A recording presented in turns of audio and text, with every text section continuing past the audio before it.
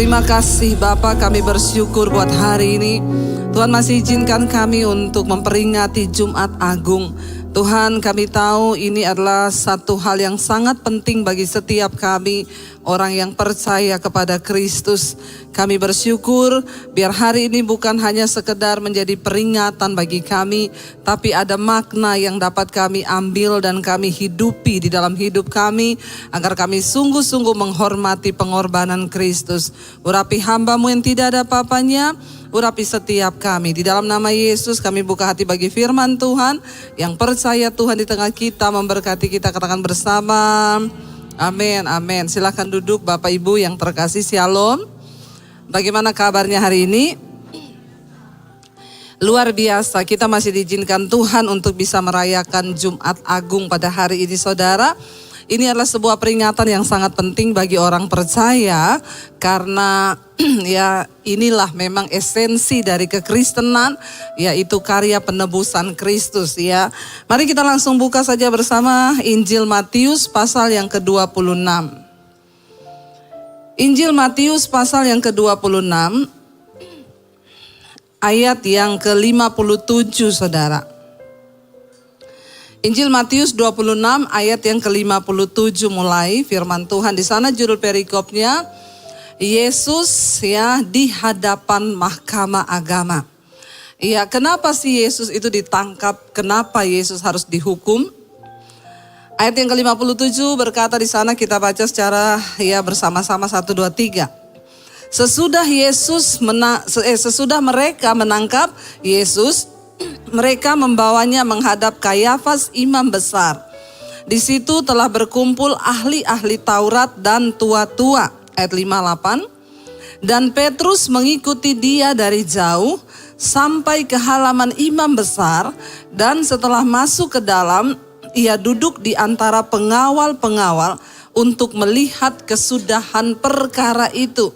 59. Imam-imam kepala malah seluruh mahkamah agama mencari kesaksian palsu terhadap Yesus supaya ia dapat dihukum mati. Saudara, kita tahu bersama memang Yesus tidak berbuat kesalahan. Ya, dan memang tapi kita juga tahu bersama dia datang memang untuk menggenapi ya kehendak Bapa, yaitu karya penyelamatan bagi setiap manusia. Nanti kita akan bahas. Jadi mereka susah untuk mencari alasan untuk membunuh dan menyalibkan Yesus.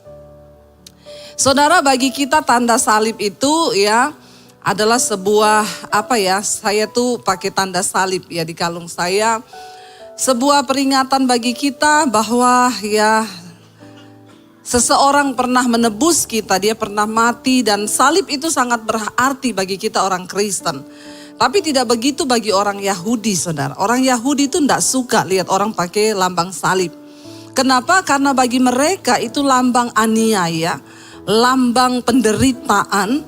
Ya, kenapa? Karena pada zaman itu setiap orang yang berbuat kesalahan yang sangat besar, dia harus dihukum, yaitu lewat cara penyaliban. Ya, kenapa? Mungkin ada yang berkata, kenapa Yesus nggak ditembak mati? Ya memang pada zaman itu hukuman matinya adalah salib.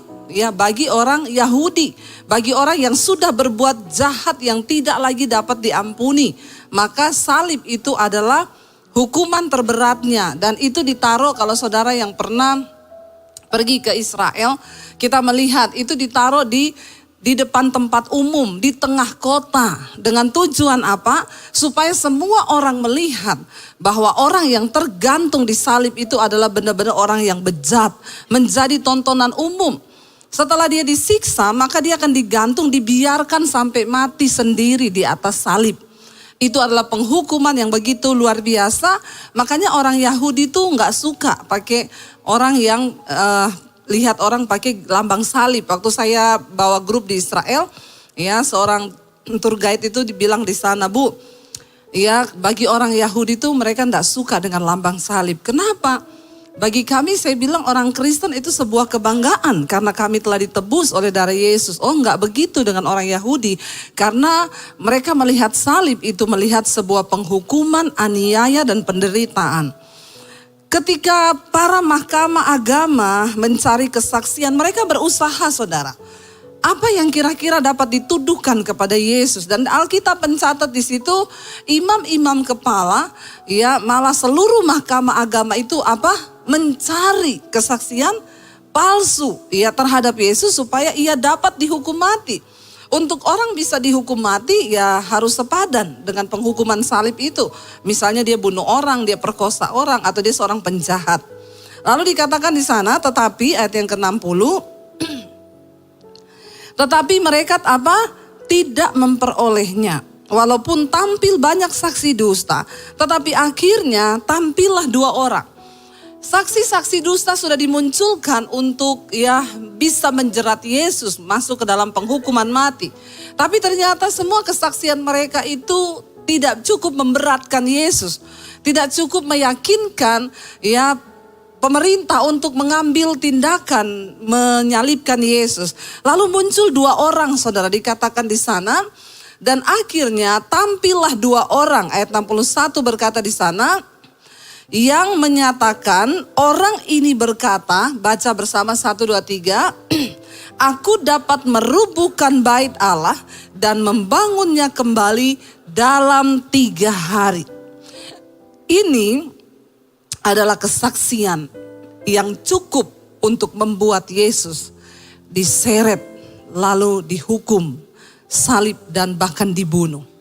Tetapi memang inilah ya alasan Yesus datang ke dalam dunia untuk menyelamatkan kita. Dia berkata begini, ya orang itu bilang, orang ini berkata, aku dapat merobohkan bait Allah dan membangunnya kembali dalam 3 hari. Dan lalu ayat 62 berkata di sana, lalu imam besar itu berdiri dan berkata kepadanya, ya, tidakkah engkau memberi jawab atas tuduhan-tuduhan saksi ini terhadap engkau? Saudara, Yesus tidak mau mati dengan kesaksian palsu. Tetapi dia harus menyatakan dengan benar. Kenapa dia harus dihukum mati? Karena memang dia datang untuk mati. Dan orang harus tahu alasan dari Yesus mati itu apa. Makanya di depan mahkamah agama, kesaksian palsu yang dihadirkan semuanya tidak cukup untuk menghukum Yesus mati. Karena memang Tuhan tidak mau dengan kesaksian palsu. Kita aja di dunia tidak mau, saudara, kalau seseorang dijatuhi hukuman atau pembelaan berdasarkan kesaksian palsu. Allah, Tuhan kita bukan Tuhan pecundang yang harus mati dengan kesaksian palsu. Tapi dia harus memberitahukan kenapa dia harus dihukum mati. Dan untuk itu dia layak untuk dihukum mati. Dan satu-satunya alasan yang akhirnya membuat mereka itu panas dan jengkel dan benar-benar marah, saudara, adalah sebuah perkataan yang ini bukan palsu. Memang Yesus pernah berkata, aku akan merobohkan bait Allah ini dan aku akan membangunnya kembali dalam waktu 3 hari. Bagi orang yang tidak mengerti arti dari maknanya, itu pasti mereka tidak mengerti, saudara. Dan memang orang-orang ini tidak mengerti karena mereka tidak dibukakan hikmat. Lalu imam besar itu berdiri dan berkata kepadanya, tidakkah engkau memberi jawab atas tuduhan-tuduhan saksi-saksi ini terhadap engkau? Ayat 63, baca bersama. Tetapi Yesus tetap diam. Lalu kata imam besar itu kepadanya, demi Allah yang hidup, katakanlah kepada kami, apakah engkau Mesias, anak Allah atau tidak? Ya, karena yang dapat merobohkan bait Allah itu hanyalah Allah sendiri. Nanti kita akan belajar kenapa mereka marah dan terpancing emosi. Betapa bait Allah itu adalah sebuah tempat yang sangat berarti bagi umat Yahudi. Ya, dan dia bertanya, apakah engkau anak Allah, apakah engkau Mesias itu? Ya, jawab Yesus ayat 64. Engkau telah mengatakannya. Akan tetapi aku berkata kepadamu, mulai sekarang kamu akan melihat Anak Manusia duduk di sebelah kanan yang Maha Kuasa dan datang di atas awan-awan di langit. 65. Maka imam besar itu mengoyakkan pakaiannya dan berkata apa? Ia menghujat Allah. Untuk apa kita perlu saksi lagi? Sekarang telah kamu dengar hujatannya. Bagaimana pendapat kamu? Mereka menjawab dan berkata, ia harus dihukum mati. Dan memang ada alasan kenapa Yesus dihukum mati. Sebab dia berkata bait Allah ini akan dirobohkan dan dalam waktu 3 hari akan dibangun kembali. Ayat 67 berkata, lalu mereka meludahi mukanya dan meninjunya. Orang-orang lain memukul dia dan berkata, cobalah katakan kepada kami, hai Mesias, siapakah yang memukul engkau? Saudara, apa artinya? Ya, merobohkan bait Allah dan akan membangunkannya kembali dalam waktu 3 hari. Mari kita buka bersama Roma pasal yang kelima, saudara. Roma pasal yang kelima, firman Tuhan di sana berkata ayat yang ke-12 mulai. Ya, Roma 5 ayat yang ke-12, saudara, firman Tuhan berkata demikian, Adam dan Kristus, judul perikopnya. Sebab itu sama seperti dosa telah masuk ke dalam dunia oleh satu orang. Dan oleh dosa itu juga maut. Demikianlah maut itu telah menjalar kepada semua orang. Karena semua orang telah berbuat dosa. Ayat 13. Sebab sebelum hukum Taurat ada, telah ada dosa di dunia. Tetapi dosa itu tidak diperhitungkan kalau tidak ada hukum Taurat. Ayat 14. Sungguh pun demikian, maut telah berkuasa dari zaman Adam sampai kepada zaman Musa, juga atas mereka yang tidak berbuat dosa dengan cara yang sama seperti yang telah dibuat oleh Adam, yang adalah gambaran Dia yang akan datang. Saudara, kalau kita lihat kenapa sih Yesus, Tuhan itu harus datang ke dalam dunia? Ini pengajaran ya inti dari kekristenan, semua orang Kristen harus tahu supaya ketika engkau ditanya, engkau bisa memberikan pertanggungan jawab. Alkitab berkata, dosa telah masuk ke dalam dunia lewat satu orang yang namanya Adam. Ya, ada nama Adam di sini? Ya, Adam adalah orang yang membawa dosa itu masuk ke dalam dunia. Oleh satu orang, ya, dosa itu juga adalah maut. Waktu dosa masuk ke dalam dunia itu artinya maut, yaitu kehidupan, kebinasaan bagi manusia. Kenapa? Kita ingat kisah pertama kali Tuhan menempatkan Adam dan Hawa di Taman Eden. Tuhan berkata, semua buah di pohon di taman ini boleh kamu makan, kecuali satu buah pengetahuan yang baik dan yang jahat. Kenapa? Karena pada waktu engkau memakannya, maka engkau akan mati. Apa artinya mati? Terpisah dari Allah. Kenapa ketika Yesus mati dia berteriak, Eloi, Eloi, lama sabachthani. Yesus berkata, Allahku, Allahku, mengapa engkau meninggalkan aku? Ayat ini sering dipakai oleh agama lain, menentang dan menyerang orang Kristen. Kalau memang Yesus Tuhan, kenapa dia berkata bahwa Allah meninggalkan dia? Jangan lupa saudara, ketika Yesus tergantung di kayu salib, dia sedang mewakili kita, manusia yang berdosa. Dan dosa, maut, kematian itu artinya terpisah dari Allah. Kenapa saudara kita ini manusia harus tahu bahwa dosa itu adalah hal yang sangat membuat hidup manusia itu jauh dari Tuhan. Ketika engkau berbuat dosa itu artinya kita terpisah dari Allah. Ketika Adam dan Hawa melanggar perintah Allah itu, mereka makan buah itu, mereka saat itu juga mati. Bukan mati saja secara fisik, tapi mereka juga mati secara roh, yaitu binasa karena terpisah dari Allah. Perasaan itu yang Yesus alami ketika dia mati di kayu salib. Dia berkata, Eloi, Eloi, lama sabachthani. Kenapa engkau meninggalkan aku, Bapa? Karena dia sedang berseru mewakili orang berdosa yang harus mati ke dalam alam maut untuk menyelesaikan dosa saudara dan saya. Sama seperti dosa yang masuk ke dalam dunia oleh satu orang, yaitu Adam. Dan dosa itu menjangkiti semua orang yang ada di dunia. Dan dosa itu adalah dikatakan kematian atau kebinasaan. Sebelum hukum Taurat ada, dosa telah ada. Tetapi dosa itu tidak diperhitungkan kalau tidak ada hukum Taurat.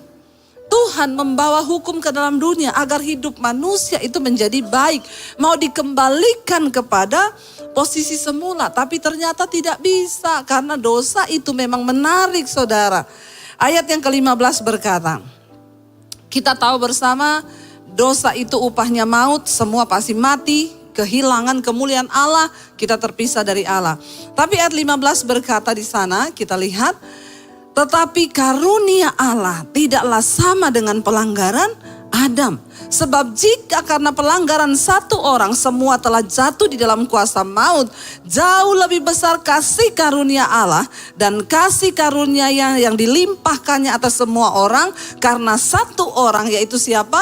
Yesus Kristus. Dan kasih karunia tidak berimbang dengan dosa satu orang. Sebab penghakiman atas satu pelanggaran itu telah mengakibatkan penghukuman. Tetapi penganugerahan karunia atas banyak pelanggaran itu mengakibatkan pembenaran. Sebab ayat 17 berkata, jika oleh dosa satu orang maut telah berkuasa oleh satu orang itu, maka lebih benar lagi mereka yang telah menerima kelimpahan kasih karunia dan anugerah kebenaran akan hidup dan berkuasa oleh karena satu orang, yaitu siapa? Yesus Kristus. Kita tahu sejak manusia berbuat dosa, dia terpisah dari Allah dan manusia itu terus berusaha membangun kembali hubungan dengan Tuhan. Tapi saudara, akibat dosa kita benar-benar tidak dapat kelayakan. Akhirnya peraturan demi peraturan hukum Taurat datang. Kalau kamu berbuat dosa, kamu harus menyembelih lembu, sapi, domba, dan engkau harus mencurahkan darahnya. Imam-imam itu harus masuk mengadakan pendamaian di dalam bait Allah. Kenapa tadi saya berkata bait Allah begitu penting bagi umat Yahudi? Karena itu adalah sebuah tempat mereka mengalami perjumpaan dengan Allah. Dan bait Allah itu sendiri adalah tempat pengampunan dosa. Dan hanya Allah lah yang berkuasa untuk mengampuni dosa. Bagi mereka pernyataan Yesus itu sangat menghujat karena dia berkata dia akan merobohkan bait Allah itu dan membangunnya hanya dalam waktu 3 hari. Saudara bayangkan kalau sampai hari ini Yesus itu tidak datang, dia tidak mati. Maka saudara bisa bayangkan seluruh umat manusia di dunia. Kita kalau bikin dosa harus pergi cari lembu, sapi, kambing, domba untuk dipersembahkan darahnya. Dan kalau kita baca peraturan hukum Taurat, engkau bikin dosa ini, engkau harus sembelih yang tambun yang berumur sekian bulan, engkau bawa dengan roti yang tidak beragi, engkau persembahkan dengan tepung 1 eva dengan ini. Peraturan hukum Taurat itu begitu rupa. Saudara bayangkan, kalau Yesus tidak datang sampai hari ini, kira-kira cukup nggak itu kambing domba yang dijual di pasar dan peternakan untuk menghapus dosa kita? Hello? Cukup? Maka akan kekurangan kambing domba. Kenapa? Karena dosa manusia lebih banyak daripada. Amin. Dan saudara, ketika Yesus menyatakan pernyataan itu, karena dia melihat memang sudah tidak bisa. Manusia itu diselamatkan dengan apapun gak bisa. Dosa mereka sudah terlalu bejat. Manusia itu sudah terlalu kotor. Dengan darah apapun tidak sanggup lagi untuk membersihkan dan menguduskan. Jadi harus Allah yang turun dalam rupa manusia itu. Banyak orang bertanya, kalau dia memang Tuhan, kenapa dia harus jadi manusia? Memang untuk menunjukkan jalan keselamatan, Allah itu harus menjadi manusia. Supaya manusia itu mengerti. Ya, kita mau bicara sama semut, saudara. Kalau kita lihat semut mau jatuh di jurang. Lalu kita bilang, semut kamu mau jatuh loh di jurang. Kira-kira dia mengerti enggak? Enggak, maka kita harus jadi semut untuk bisa bicara kepada semut. Allah yang begitu hebat, begitu mulia, berbicara lewat nabi-nabinya. Dia sampaikan hukum-hukumnya, tapi nabinya dibunuh. Bangsa Israel memberontak, manusia tetap menjadi bejat karena memang lebih mudah untuk hidup dalam dosa ketimbang hidup dalam kebenaran. Maka Allah berinisiatif dan Alkitab berkata, karena begitu besar kasih Allah akan dunia ini, sehingga diberikannya anaknya yang tunggal, supaya barang siapa percaya pada dia tidak binasa, melainkan beroleh hidup yang kekal. Ya saudara, saya kemarin waktu seminar hamba-hamba Tuhan di Maros, saya ngobrol-ngobrol sama teman-teman hamba Tuhan. Saya bilang Yesus itu luar biasa ya. Dia mulai pelayanan di umur 30 dan pelayanannya cuma 3 tahun loh. Dia sudah mengakhirinya dengan baik. Ya, dia melayani 3 tahun, dia menggenapi seluruh kehendak Allah. Umur 33 Yesus mati. Ya, jadi kita sama-sama saling bertanya, kira-kira kita nih hamba-hamba Tuhan, ya berapa tahun ya Tuhan kasih kita pelayanan dan berapa lama kita bisa menggenapi semua yang Tuhan percayakan. Ya, kita belajar dari Yesus. Ya, ketika 3 tahun dia selesaikan semua kehendak Bapa dan dia berkata, sudah selesai. Bapak Ibu yang terkasih, ini adalah makna kenapa Yesus harus datang. Ya, dia berkata, dia robohkan bait Allah dan dia akan membangunnya kembali dalam waktu 3 hari. Ya, dan akhirnya saudara, Alkitab berkata ketika Yesus mati di atas kayu salib, tabir itu terbelah menjadi 2. Yang memisahkan antara ruang maha kudus dengan pelataran ruang kudus. Tidak ada seorang pun yang bisa tembus masuk ke ruang maha kudus selain para imam. Dan para imam pun yang masuk ke sana untuk mengadakan pendamaian dosa bagi umat. Mereka harus kudus. Maaf saudara, saya baca di perjanjian lama. Imam-imam kalau dia besok akan bertugas masuk ke ruang maha kudus. Kadang mereka takut tidur. Kenapa? Dia takut mimpi basah. Kalau dia mimpi basah, maka pasti dia mati besok di ruang maha kudus. Betapa kudusnya kekudusan Tuhan itu. Tidak sembarangan imam bisa masuk. Jadi imam itu masuk kakinya diikat. Ada lonceng gemerincing di bawah kakinya. Yang menandakan bahwa imam itu masih hidup. Kalau sudah tidak ada bunyi lagi, berarti imam itu mati di ruang maha kudus dan mayatnya harus ditarik saudara. Sebab tidak ada seorang pun yang boleh masuk di antara tabir ruang maha kudus itu.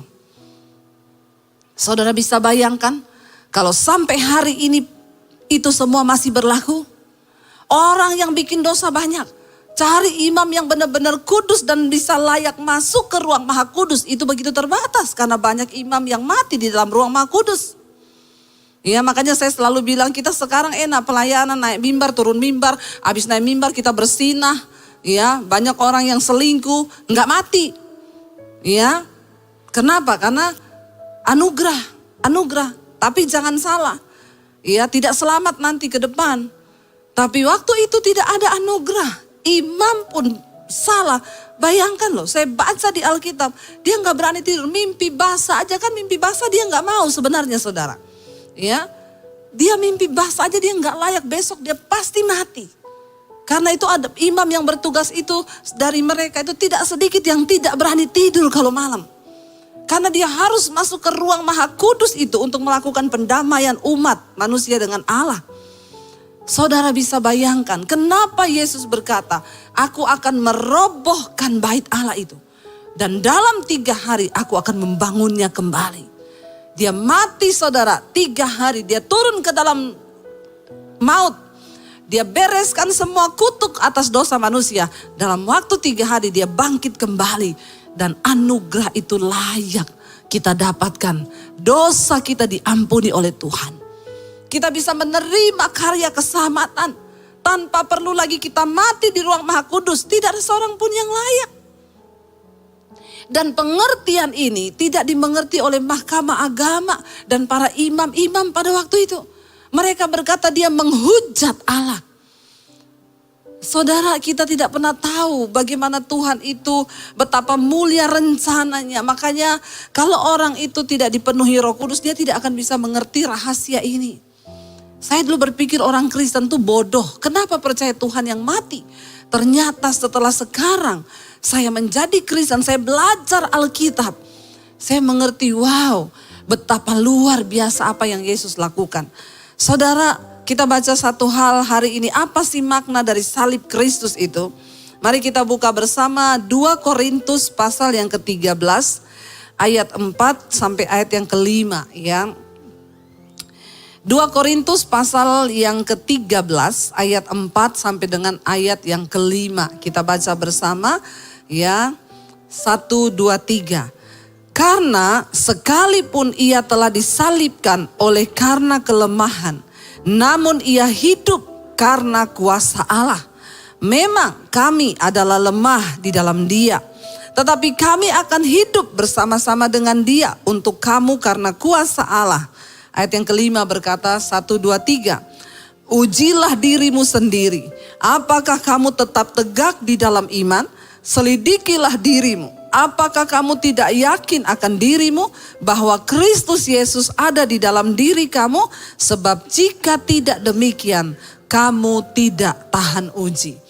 Bapak Ibu yang terkasih, Rasul Paulus berkata, sebab sekalipun ia telah disalibkan oleh karena kelemahan dan dosa kita, kutuk kita. Dia disalib karena kelemahan dan dosa kita. Namun ia hidup karena kuasa Allah.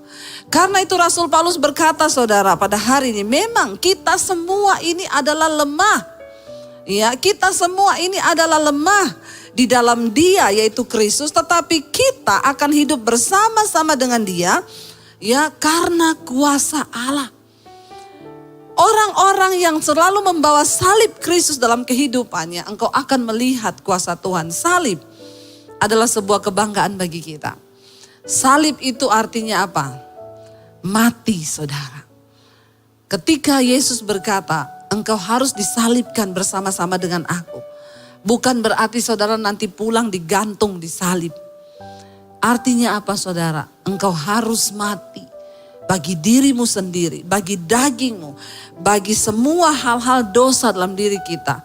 Supaya kita bisa melihat kemuliaan Tuhan. Salib mengingatkan kepada kita tentang kematian daging. Salib mengingatkan kepada kita tentang pengorbanan. Salib mengingatkan kepada kita tentang kasih yang sejati. Yesus mengalami semua hal. Dia dipukul, tadi kita lihat videonya. Dia itu dicambuk saudara, itu cambuk itu bermata duri loh. Ketika dia dicambuk, diseret begini, dagingnya itu ikut saudara. Bukan cuma itu. Yudas yang juga adalah muridnya mengkhianati dia. Mencium dia. Dan Yesus berkata kepada dia, untuk inikah engkau mencium aku? Yesus bukan hanya mengerti tentang dosa dan kelemahan yang kita alami. Dia juga tahu penyaliban berbicara tentang pengkhianatan. Jangan pernah putus asa dengan persoalan yang kau hadapi. Di dalam setiap persoalan yang kita alami, kita belum sampai seperti Yesus. Karena itu bersyukurlah Bapak Ibu. Pakailah setiap persoalan, masalah yang kita hadapi menjadi salib untuk mematikan kedagingan kita, untuk mencari perkenanan Tuhan supaya hidup kita semakin hari dibawa ke dalam kemuliaan Tuhan.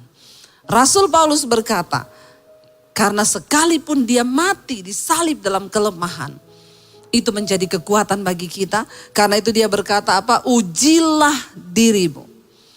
Apa saudara hikmah yang kita bisa ambil dari kematian Kristus hari ini? Uji dirimu saudara. Apakah engkau yakin bahwa engkau tegak di dalam iman? Apakah engkau yakin bahwa Yesus sungguh-sungguh ada di dalam dirimu? Jangan terlalu pede kita menjadi orang Kristen. Karena banyak orang Kristen ternyata Yesus tidak ada dalam dirinya. Kenapa?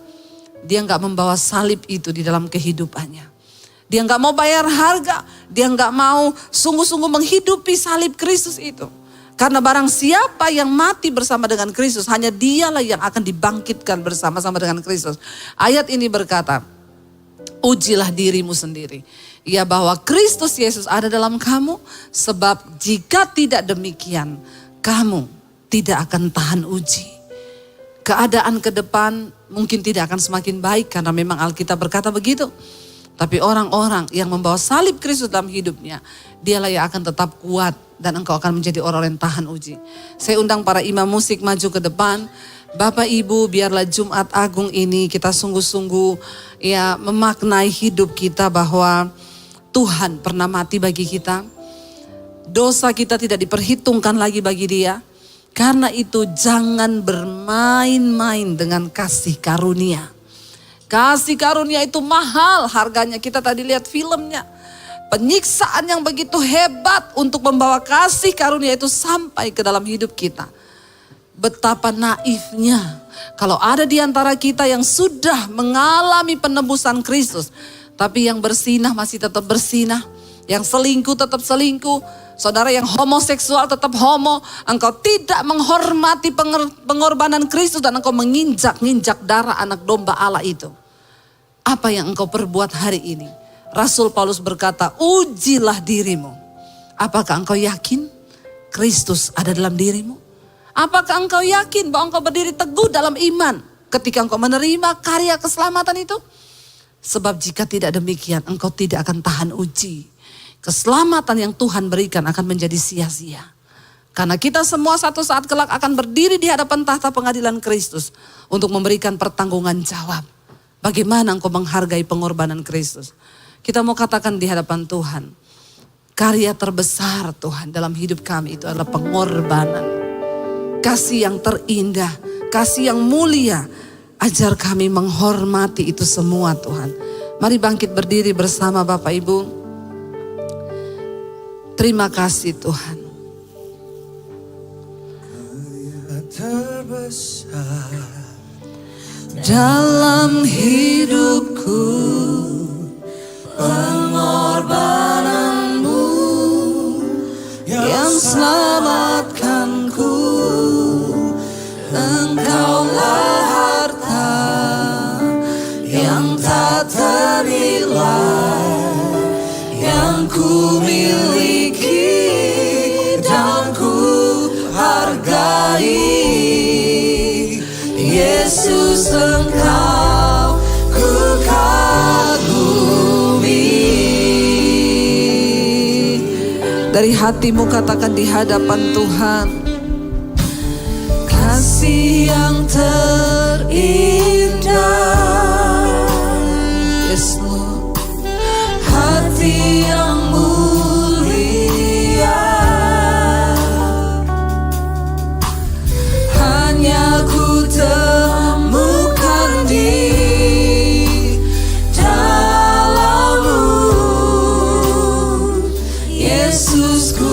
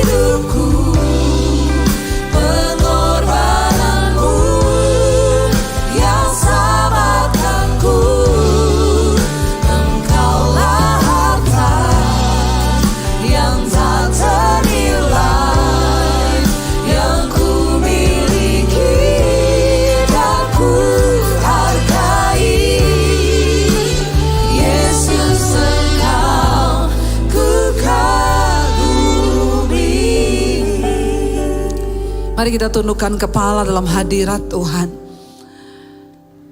Katakan, Tuhan terima kasih kalau Engkau masih izinkan kami boleh ada di Jumat Agung ini Tuhan. Bapa, ajar kami menghormati, menghargai akan pengorbanan Kristus dalam hidup kami. Ajar kami tidak bermain-main lagi dengan dosa. Ajar kami menghormati setiap tetes darah yang tercurah. Ajar kami menghormati setiap daging yang tercabik karena cambukan.